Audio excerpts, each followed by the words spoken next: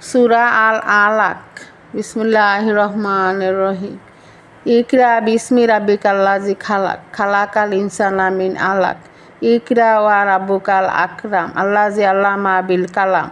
বিসমিল্লাহির রহমানির রহিম। হে নবী, তুমি তোমার মহান প্রভুর নামে পড়ো, যিনি সৃষ্টি করেছেন। তিনি মানুষকে জমাট বাঁধা রক্ত থেকে সৃষ্টি করেছেন।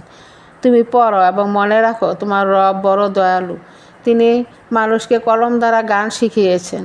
তিনি মানুষকে এমন গান শিখিয়েছেন যা মানুষ জানতো না। বস্তুত মানুষ তো সীমালঙ্ঘন করেই থাকে, কেননা সে নিজেকে স্বয়ংসম্পূর্ণ মনে করেছে।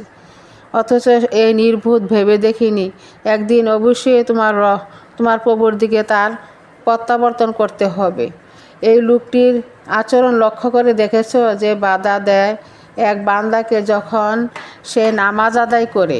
তুমি কি মনে করো যদি সে বান্দা সঠিক পথের উপর অবিচল থাকে, অথবা সে যদি অন্যদের আল্লাহ ভীতির আদেশ দেয়?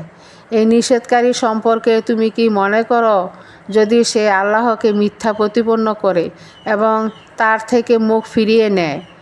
এ বাধাদানকারী লোকটি কি জানে না যে আল্লাহ তার সব কিছুই দেখেন? কিছুতে না। যদি সে এই আচরণ থেকে ফিরে না আসে, তাহলে অবশ্যই আমি তার মাথার সম্মুখভাগের চুলের গোছা ধরে টান দিব। এই লোকটি হচ্ছে মিথ্যা প্রতিপন্নকারী অপরাধী।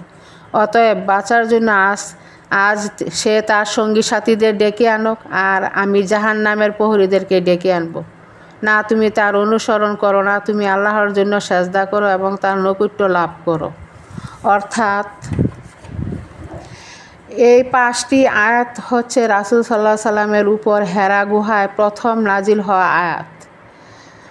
এই আয়াতগুলো তখন নাজিলের সময় হচ্ছে নবুয়ত লাভ করার পর, যখন রাসূল সাল্লাল্লাহু আলাইহি সাল্লামের কাবা শরীফে নামাজ পড়া শুরু করেছিলেন এবং আবু জাহেল তাকে নামাজ আদায়ের বাধা দিতে চেষ্টা করেছিল।